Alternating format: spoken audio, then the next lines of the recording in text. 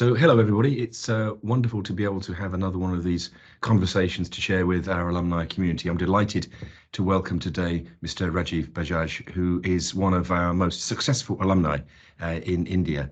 And I think some of the track record success that you've had and the growth of your company in many ways actually mirrors what's been going on at the university as well. And we might get into some of those issues later on.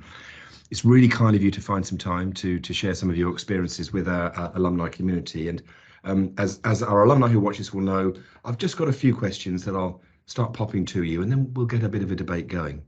So the first one, if I may, I'll talk a bit about with you about your Warwick experience in a moment. But one of the interesting things is after you graduated, you decided that you would work on the shop floor before you went into senior management. So student, shop floor, senior management.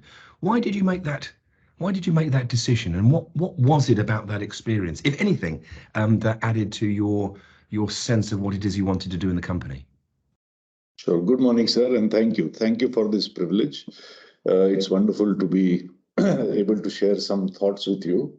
I was at Warwick in 89-90 for a master's in manufacturing systems engineering. And so I came back towards the end of 90, and that's when I joined Bajaj Auto, one of the family businesses, if I may call it that, and a company which at that time was making scooters and three-wheelers, or tuk-tuks, as they are more popularly known across the world.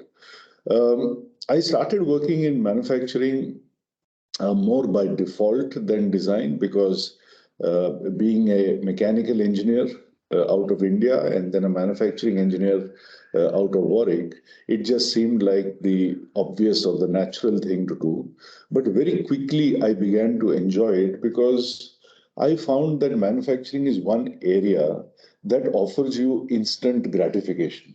And any change one makes today on the shop floor, whether it's in terms of the part, the material, the process, the handling, the tooling, the maintenance, etc., you can see a result, however small or big, almost immediately. So for a fresh graduate, nothing is more satisfying than being able to experience the translation of what you have learned into what works in real life. But having said that, it was by coincidence that I joined the company just a few months before our market was opened up, before it was liberalized in 1991 by our then finance minister, Dr. Manmohan Singh. And this ushered in huge change. So in that sense, very providentially, I was in the right place at the right time, because Bajaj Auto, having thrived in a relatively closed economy, if I may say so, was not necessarily world-class in all aspects of its business. And in the context of your question, we needed to go very quickly from being a production company to becoming an operations company, to becoming an engineering company, a manufacturing engineering company, and then a technology or R&D company. And in that sense, it was very fortuitous that I started there, because then I was able to logically make my way up this chain over the next 10 years. So how would you reflect back on your time in WMG in terms of preparing for you to be, as you just said, in the right place at the right time, as that opening opportunity created the space for the company to develop? What was that Warwick experience like for you in terms of forming you? Well, first of all, sir, it was just simply a new experience for someone like myself, who at that time had perhaps been out of the country only twice in his entire life. It was not very common in those days for us to travel overseas. So, and if I may say so, I came from a relatively affluent family. I had a very comfortable upbringing. So for me, just the acquisition of basic life skills, to do my own bed, Yes. to make my own food, to sleep hungry sometimes because I didn't realize there was nothing in the refrigerator, to share the dorm with, I had mates from, I remember Mexico, from Hong Kong, from Malaysia. So to share space with all these people for a year, to take the bus and the train, which I had rarely done in this country. So I know I sound very spoiled, but the reality is that, I was not so young, I was about 23, but to go away from home all of a sudden, having lived at home all my life, even through university here, and acquire those basic life skills, I think that itself, was a growing up experience. Having said that, equally, if not more importantly, in a word, I would say what I learned at Warwick was what is meant by world class. Whether it's a world class campus, whether it's a world class library, whether it's a world class laboratory, a world class workshop, world class faculty, and indeed even world class industry, because one of the main reasons I went to Warwick and wanted to be part of WMG initiative was because it gave you the practical experience along with the classroom experience. So my exposure to world class started at Warwick.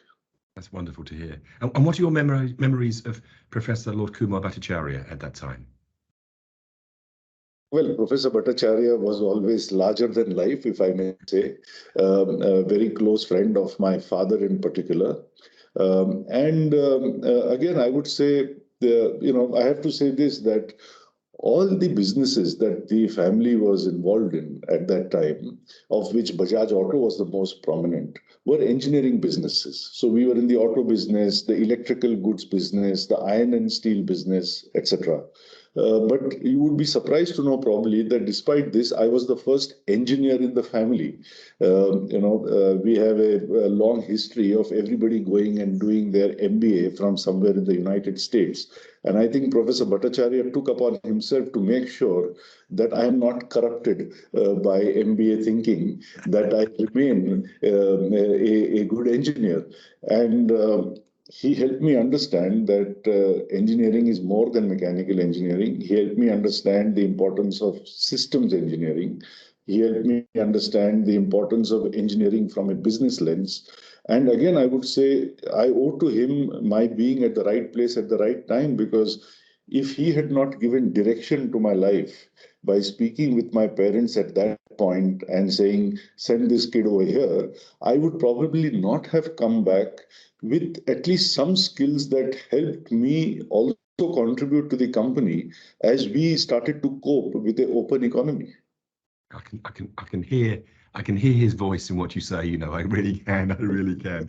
Who would you say have been the most influential figures in your career over time as it's developed?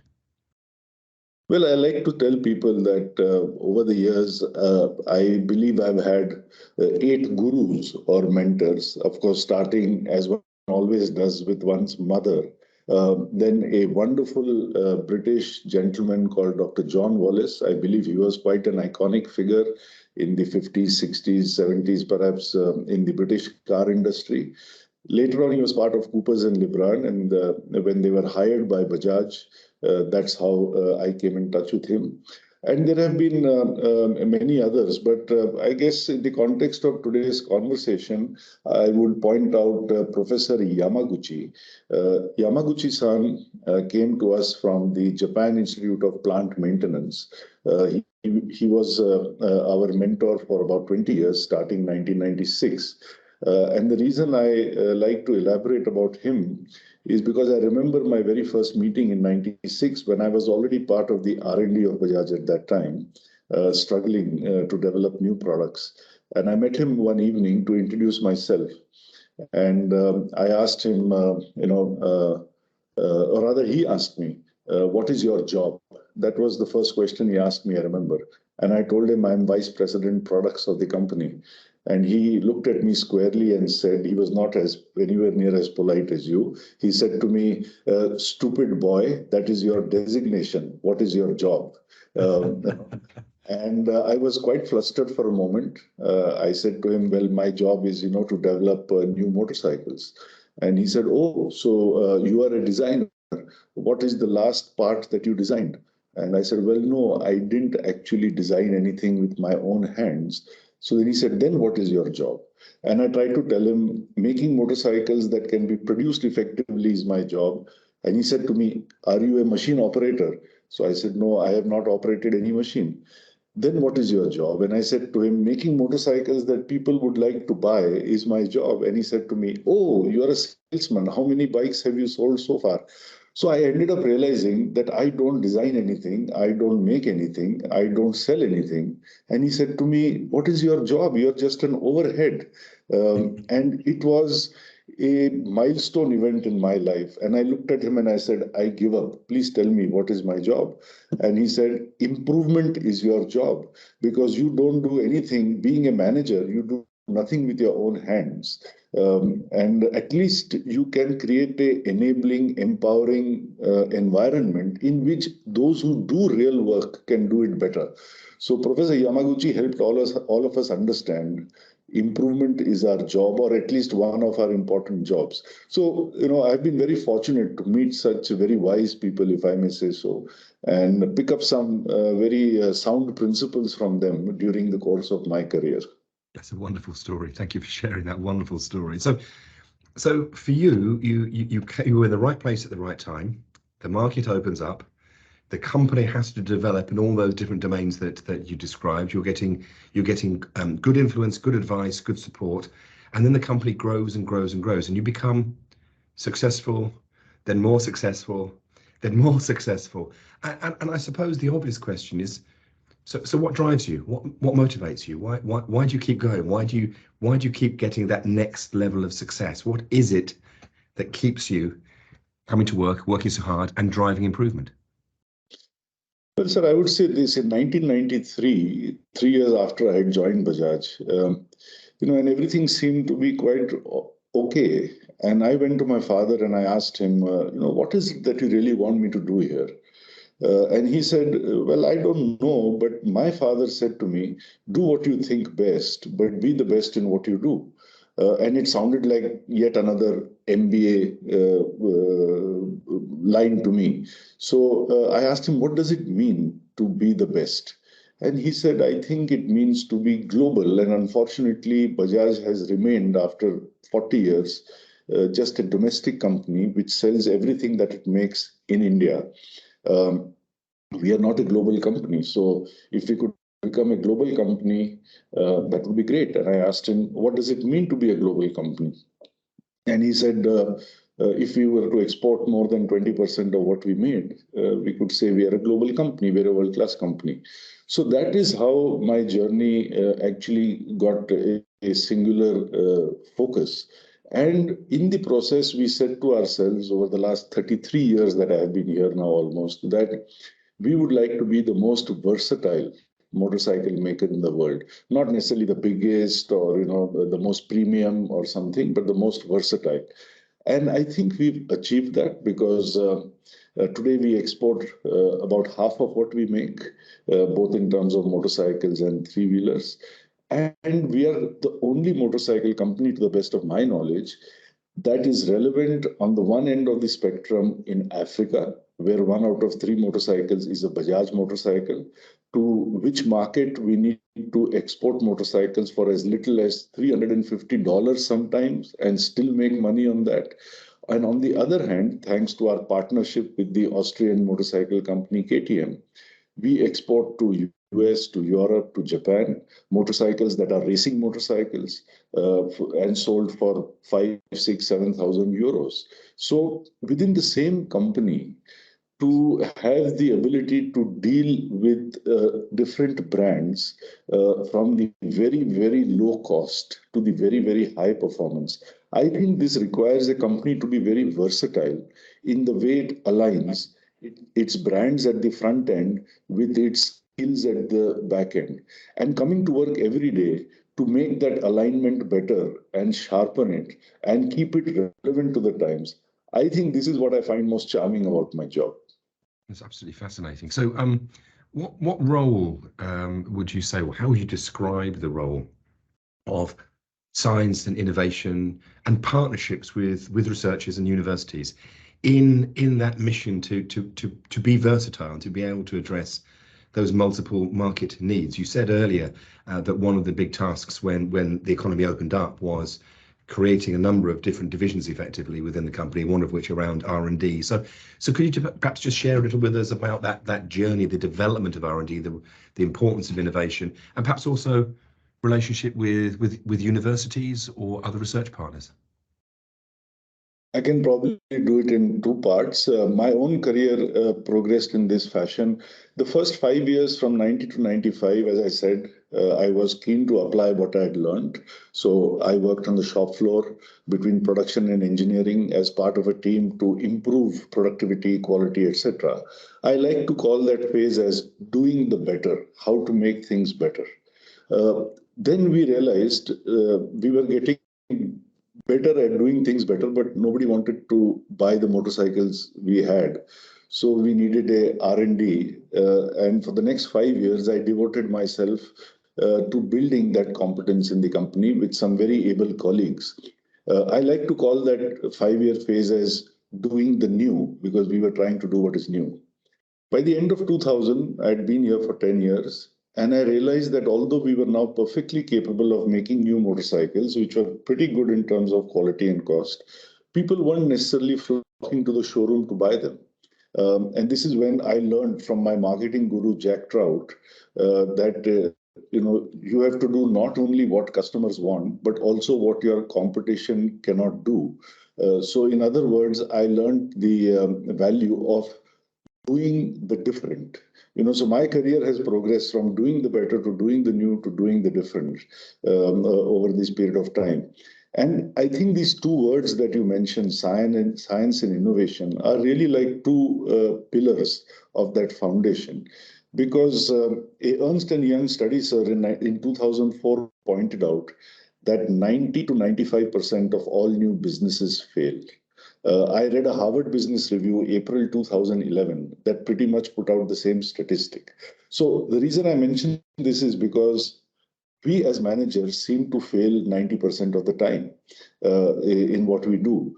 And science is about repeatability. So I think, to me, the first thing that science means is that something is repeatable. 1 + 1 is always 2, So if managers can be better trained to respect repeatability, not so much always passion, mission, ambition, vision, but just keeping it simple, tangible, and repeatable.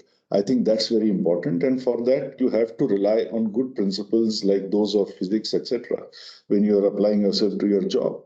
In terms of innovation, I like to tell people that I see innovation as something that rests squarely between improvement and invention.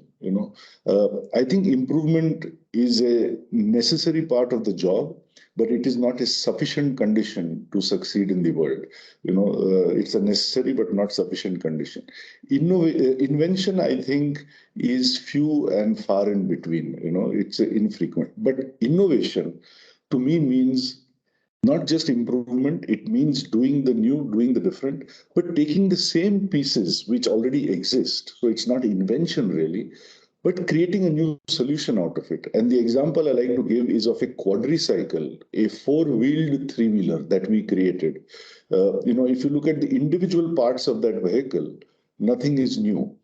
But the way it was brought together to create a 4-wheeled three-wheeler, if I may call it that, for mass mobility in especially emerging markets, I think it was an innovation.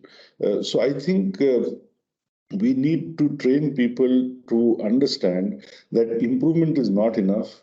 Invention is not really always required. You can work with what is available, do the doable, and create something new.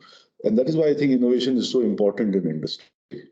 Absolutely fascinating. Thank you. And I wonder how do you apply that thinking that you've just kindly shared with us to emerging new problems. So sustainability, for example, sustainability challenges in your markets in India and Africa, around the world, of course, in Europe as well. How does the sustainability challenge get managed through the innovation improvement cycle? So I would put it like this, that when I reflect on what makes businesses, if I may say so, unsustainable over time, even the most successful ones, my experience tells me that it is usually for one of two reasons. Either what we call as too little defense in the noble meaning of the term, that you have an existing operation represented by products, process, services, etc. But you get complacent about it. You don't have an attitude of improvement, as Yamaguchi-san taught us. And then you fall behind, you don't remain competitive. So this is one reason why businesses or brands die, I think. That is a too little defense, too little improvement. So this is one issue. And the second one, I would like to believe, is, if I may say so, too much extension, which means basically greed, which means stepping away from your center, whether you are a university or whether you are a auto company or anyone else. You need to know what your center are, what your center is, where your center is. Stay there and play to your strengths. Nobody can be everything to everyone all the time, and sometimes businesses, I think, fail to draw the line between legitimate growth and illegitimate greed. So I think it's very important to have a culture of improvement and yet at the same time remain very centered.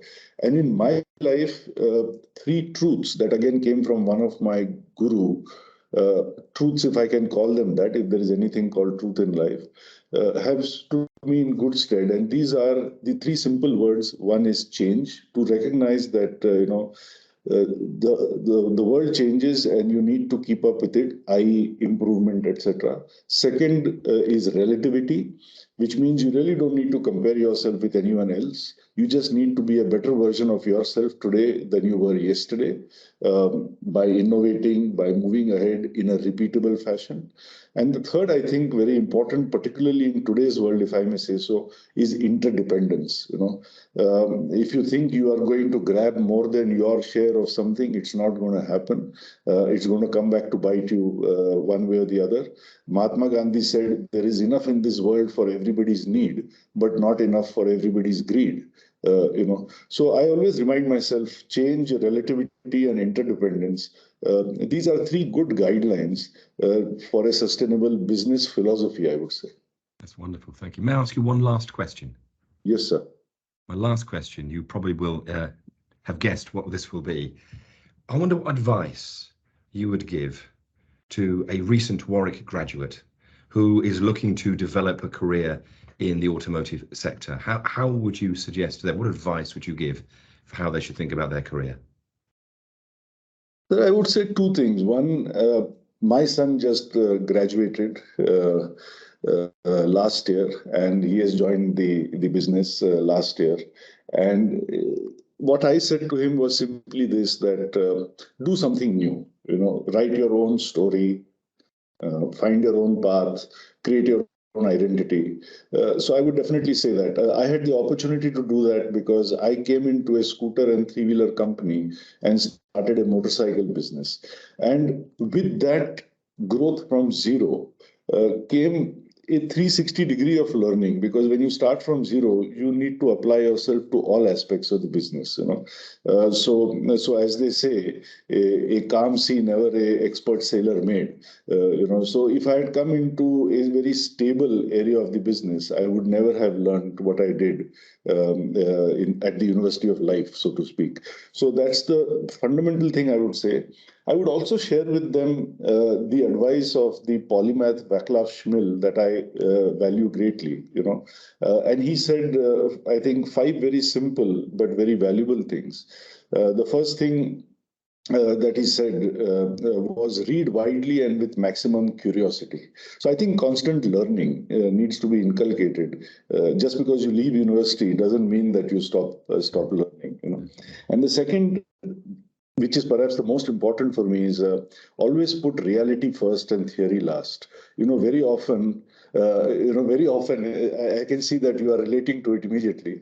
When we have our discussions in fancy rooms like this, for one reason or the other, we get very theoretical about things. We need to be always very grounded, very practical. And the third, I would say, also important is leave money and status out of it. Don't do things for money and status. You will never do it right. Strive for excellence. Try to be, as my father said to me, world class or best in class or one of the best, whatever that means. Money and status will come automatically, if that is important to you.